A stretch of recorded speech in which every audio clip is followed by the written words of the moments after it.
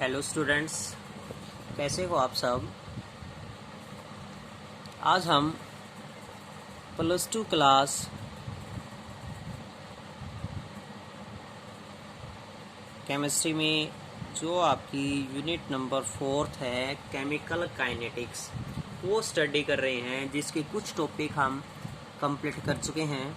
तो आज का हमारा टॉपिक है integrated rate equation method of A order of reaction. जो कोई भी हमारे पास ऑर्डर ऑफ रिएक्शन हमने स्टडी की, उनका हम एक integrated rate equation method find out करते हैं। तो वो इंटीग्रेटेड रेट इक्वेशन मेथड है वो क्या क्या प्रेजेंट है। तो फर्स्ट हम स्टडी करते हैं इंटीग्रेटेड रेट इक्वेशन मेथड्स के लिए for zero order of reaction. यानी हम किसके लिए फाइंड आउट करते हैं, पहले जीरो ऑर्डर ऑफ रिएक्शंस के लिए फाइंड आउट करते हैं कि जो हमारे पास रेट ऑफ रिएक्शन है वो zero integrated rate equation method है, वो जीरो ऑर्डर ऑफ रिएक्शन के लिए कैसे पोस्टुलेट्स होती है।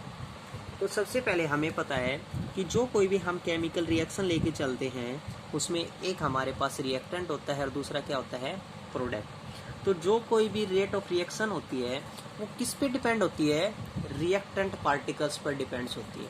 तो हम जितनी भी रेट फाइंड आउट करते हैं, कंसंट्रेशन फाइंड आउट करते हैं, अगर वो रिएक्टेंट के हम फाइंड आउट कर लेते हैं तो प्रोडक्ट के इक्विवेलेंट होती है उसके स्टोइचियोमेट्रिक कोफिशिएंट के अनुसार, और फाइनली किसके इक्विवेलेंट होती है, वो रेट ऑफ रिएक्शंस के। तो क्या होगा, रेट हमने मान लिया कि जो रिएक्टेंट की कंसंट्रेशन होती है वो लगातार डिक्रीज होती है, इसलिए डिक्रीज के लिए हम क्या साइन डिनोट्स करते हैं, माइनस साइन डिनोट्स करते हैं। तो क्या हो जाएगा, rate is equal to rate of reaction is equal to minus dr/dt। R किसको है, concentration of reactant, change in concentration of reactant with respect to time, और माइनस रिएक्टेंट के लिए। तो जीरो ऑर्डर ऑफ रिएक्शंस के लिए है तो हम डिनोट्स कर लेते हैं कि कंप्लीट जीरो ऑर्डर रिएक्शन है वो अब किसको डिनोट्स करेगी, जीरो को डिनोट्स करेगी। तो क्या हो जाएगा हमारे पास, k इंटू के नोट हम जीरो के लिए, जीरो ऑर्डर ऑफ रिएक्शन के लिए मेजर कर लेते हैं कॉन्स्टेंट टर्म में, तो माइनस dr/dt। इसी रेट को अगर हम चेंजमेंट करने की कोशिश करें कि रेट हमने मान ली k नोट, k जीरो, तो क्या हो जाएगी हमारे पास, इसको इधर लेके आएंगे तो रेट हो जाएगा k नोट और dt, और ये क्या हो जाएगा minus dr/। Integrated this equation, अगर इस इक्वेशन को हम इंटीग्रेट करें, integration on both side integration करते हैं, तो डी माइनस का क्या रहेगा, माइनस dr का क्या हो जाएगा r। k नोट हमारे पास कांस्टेंट टर्म है, इसलिए कांस्टेंट क्या होता है, कांस्टेंट। dt का क्या हो जाएगा, t हो जाएगा। और हम इंटीग्रेशन में क्या नोट्स करते हैं, कोई भी एक कांस्टेंट टर्म ऐड करते हैं, क्योंकि जिस किसी का भी इंटीग्रेशन होता है वो अपने आप में पार्शियली होती है, इसलिए हम क्या ऐड कर रहे हैं, उसमें थीटा ऐड कर रहे हैं। नेक्स्ट है theta is a constant of integration. उसका लेट्स द इनिशियल पोजीशन हम मान के चलते हैं कि टाइम हमारे पास क्या होता है, इनिशियल पोजीशन पर जीरो होता है। रेट हमने मान ली आर नोट कि जो हमारे पास कंसंट्रेशन है वो उस कंडीशन में जीरो पर क्या प्रेजेंट है, zero. Put this values in equation, अगर इस इक्वेशन में हम ये वैल्यू पुट करते हैं तो क्या हो जाएगी, आर नोट के जीरो प्लस थीटा, यानी माइनस आर नोट किसके इक्विवेलेंट फाइंड आउट हो चुका है, हमारे पास थीटा के इक्विवेलेंट फाइंड आउट हो चुका है। तो ये थीटा की वैल्यू जो हमारे पास फाइंड आउट हुई है minus concentration of r naught, हम इस वैल्यू में इस इक्वेशन में पुट कर देते हैं। तो क्या निकल के आ जाएगी, minus r is equal to k naught t. जो वैल्यू हमारे पास थीटा की निकल के minus concentration of r naught, theta की जगह हमने डिनोट कर दिया minus concentration of r naught. तो क्या हो जाएगा हमारे पास, इसको हम लेफ्ट हैंड साइड के राइट हैंड साइड से लेफ्ट हैंड साइड में लेके आएंगे तो वैल्यू हो जाएगी हमारे पास, ये पॉजिटिव हो जाएगी, r naught minus r is equal to क्या हो जाएगी, के नोट टी। हमें तो के नोट की वैल्यू फाइंड आउट करनी है, तो के नोट की वैल्यू क्या हो जाएगी हमारे पास, R naught minus R by T, ये वैल्यू हो जाएगी हमारे पास। नाउ लेट ए किसको डिनोट्स करेगा, हमारे पास कंप्लीट रिएक्शंस को डिनोट्स करता है, x parts of that complete reaction. X हमारे पास कोई भी पार्टिकल्स डिनोट्स करे, वो कंप्लीट रिएक्शंस को पुट करे, तो इसके अनुसार हम क्या मेजर कर सकते हैं, किसी भी रिएक्शंस को क्या मेजर कर सकते हैं के नोट इज इक्वल टू ए, जो अभी हम डिनोट कर रहे थे आर नोट माइनस आर के लिए, कि जो आर नोट है वो हमारे पास एक कंप्लीट रिएक्शंस को मेजर करती है। आर क्या है, जितनी रिएक्शंस हमारे पास बची हुई है। तो कंप्लीट हमारे पास ए थी, एक्स हमारे पास क्या है, कंप्लीट हो चुका है, तो बची हुई कितनी हुई, a minus x. Time period हमारे पास टी था, तो क्या हो जाएगा, k naught is equal to a minus into a minus x by t. अगर हम इसको सोल्व करें तो क्या हो जाएगा, a minus a plus x, a से ए कैंसिल हो जाएगा, एक्स बचेगा, तो क्या हो जाएगा एक्स बाई टी। तो क्या डिनोट्स कर सकते हैं, एक्स की वैल्यू हमारे पास फाइंड आउट हो जाएगी k naught t, where a is equal to r naught and a minus x is equal to r. ये वैल्यू किसको डिनोट्स कर रही है, हमारे पास कंसंट्रेशन इक्वेशंस को, मेथड्स को डिनोट्स कर रही है, जो कि है जीरो का मतलब 4 जीरो ऑर्डर ऑफ रिएक्शंस के लिए।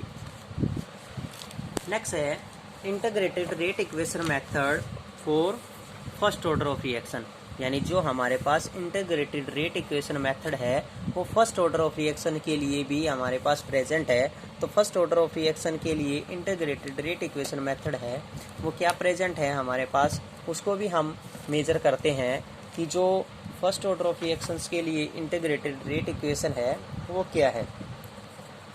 तो जैसे हमने जीरो ऑर्डर ऑफ रिएक्शंस में मेजर किया कि जीरो ऑर्डर ऑफ रिएक्शंस में हम मेजर कर रहे थे जीरो, तो फर्स्ट ऑर्डर में हम पावर क्या डिनोट करेंगे, उसकी 1। सिंपली हमने वही इक्वेशन माननी है, रिएक्टेंट किस में कन्वर्ट हो रहे हैं, प्रोडक्ट। तो रेट क्या हो जाएगा हमारे पास, वही decrease in the concentration of reactant minus d r upon d t is equal to k 1 are, क्योंकि 1 किसको डिनोट्स कर रहा है, फर्स्ट ऑर्डर ऑफ रिएक्शंस को डिनोट्स कर रहा है। इंटीग्रेटेड दिस इक्वेशन, अगर हम इस इक्वेशन का इंटीग्रेशन करें तो क्या हो जाएगा, minus d r upon r हो जाएगा, क्योंकि इसी को हम चेंज करके डिनोट्स करें, यही टर्म हमने यहाँ पर डिनोट्स कर दी। तो क्या हो जाएगी, कंसंट्रेशन हमारे पास लेफ्ट हैंड साइड में आ जाएगी, क्या हो जाएगा K1 dt। एंटी लॉगरिथम हम डिनोट्स करें तो इसका क्या हो जाएगा, R बाई आर का होता है R minus ln R plus K1 t plus theta.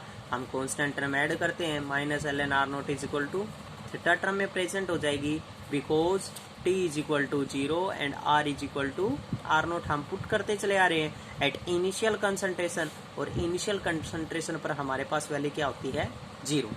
Putting the values of theta in the equation first, अगर हम थीटा की वैल्यू इस इक्वेशन में पुट करें तो हमारे पास वैल्यू क्या हो जाएगी, minus ln R is equal to K1t minus ln R naught. Simply इसको हम left hand side right hand side में सोल्व आउट करके देखते हैं, तो वैल्यू हो जाएगी ln R naught by R is equal to K1t।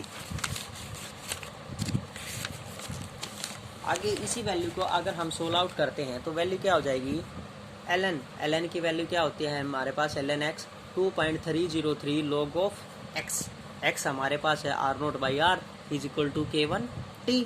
K1 की हमें वैल्यू फाइंड आउट करनी है, तो K1 हम लेफ्ट हैंड साइड में ले आएंगे, बाकी हमारे पास क्या हो जाएगी, सारी वैल्यूज राइट हैंड साइड में पुट कर देंगे। तो वैल्यू क्या बची है हमारे पास, 2.303 by t log of R naught by R। Let R naught by R is equal to x को डिनोट्स कर रहा है, एंड ln किसको है हमारे पास, 2.303 log ऑफ x, क्योंकि ln x log of x की वैल्यू हम ln x से एंटी लॉगरिथम ऑफ x की वैल्यू क्या पुट करते हैं, 2.303 log ऑफ x। तो हेंस हमारे पास क्या प्रूव निकल के आता है, K1 is equal to 2.303 by t log of a by a minus x, where R naught is equal to a and R is equal to a minus x। a is equal to complete reaction and a minus x is equal to rest of reaction. a complete है, x हमारे पास complete हो चुकी है, तो बची हुई कितनी हुई हमारे पास, रेस्ट रिएक्शन हुई हमारे पास a माइनस x। यानी जो कोई भी एक रिएक्शन है वो कंप्लीट रिएक्शन a को मेजर कर रही है, उसमें से x हमारे पास कंप्लीट हो चुकी है, रेस्ट रिमेनिंग केमिकल रिएक्शन कितनी बची है हमारे पास, a माइनस x मेजरमेंट करती हैं, जो रेट ऑफ रिएक्शंस के अनुसार हमारे पास रिमेनिंग रिएक्शंस हैं। तो K1 integrated rate equation method for first order of reactions के लिए क्या फाइंड आउट हुआ, 2.303 by t log of a by a minus x. That are the integrated rate equation method for zero and first order of reaction.